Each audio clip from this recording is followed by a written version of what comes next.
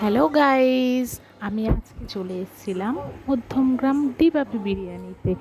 আমার ইচ্ছা ছিল অনেক দিন ধরেই, এবং আমার কলিগদের ইচ্ছাতেও সবাই মিলে আর বলতে পারো চাঁদা তুলে, সবাই একসাথে চাঁদা তুলে আজকে চলে এসেছিলাম ডিবাপির বিরিয়ানি নিতে।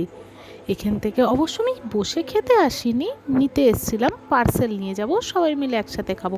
চলে এসেছিলাম প্রায় 1 ঘন্টা আগে, 11টার সময়। আমাকে বললো 40 মিনিট লাগবে, দিদি একটু ওয়েট করুন।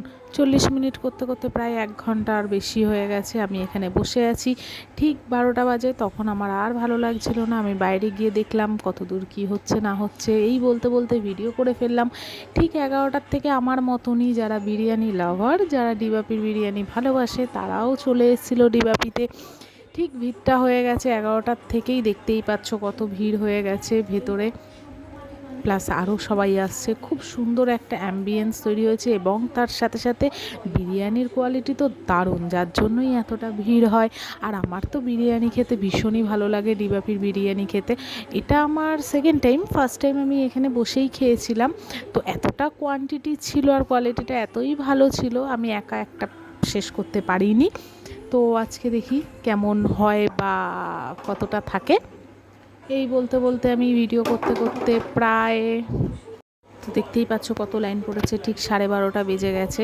বিরিয়ানির হাঁড়িও চলে এসছে, আমি নিয়ে তাড়াতাড়ি করে চলে এসেছি, যেহেতু আমি পার্সেল নিতে গেছিলাম আর আমি তাড়াতাড়ি গিয়েছিলাম, সবার আগে লাইনটা আমারই ছিল। তো পার্সেল নিয়ে চলে এসেছি মধ্যমগ্রাম স্টেশনে। দেখতে পাচ্ছ পুরো মুখ টুক ঢেকে নিয়েছি রৌদ্রের জন্য, শুধু চোখটা খুলে রেখেছি। আমি সবাইকে দেখবো বলে ট্রেনের জন্য অপেক্ষা করছি মধ্যমগ্রাম স্টেশনে।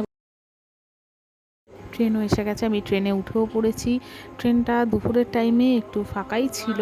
আমি দেখতে পাচ্ছ আমি ট্রেনে বসে পড়েছি, ট্রেনে একটা সিট পেয়েছি, তাও 4 সিটে। ট্রেনে বসে চলে যাচ্ছি আমার গন্তব্যস্থলে। আমি লিফটে আছি, এখন লিফট থেকে নামবো, নেমেই চলে যাব বিরিয়ানি খেতে।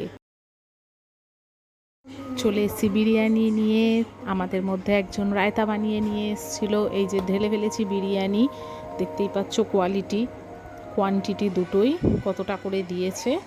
বিরিয়ানি খেতে খেতে কিছু ফটোশ্যুটও করে ফেললাম। আমরা বাঙালি, আমরা ফটো তুলব না সেটা তো হয় না, তাই আমরা বিরিয়ানি খাচ্ছিলাম, পরিবেশন করছিলাম, এবং আমরা ফটোও তুলছিলাম সবাই মিলে।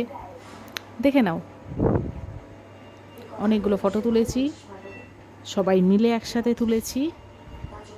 তবে বিরিয়ানিটা ছিল অসাধারণ, জাস্ট এক কথায় ওয়াও।